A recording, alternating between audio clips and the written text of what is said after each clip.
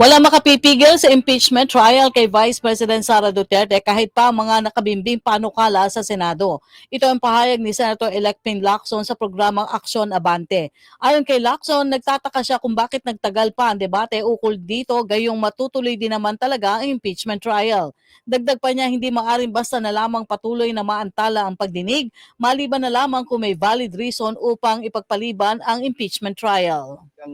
Yung forfeit, ang pwede lang mag-justify para hindi agad-agad, yung tinatawag na walang unreasonable delay. Meaning, halimbawa, nagkaroon ng matinding bagyo, hindi naman makapasok yung mga senador para para mag-trial.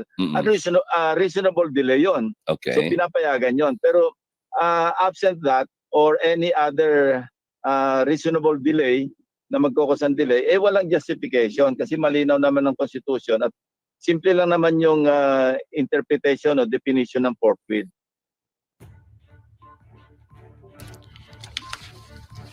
Ang tinig ni Senator-elect Ping Lacson sa panayam ng Abante Radyo.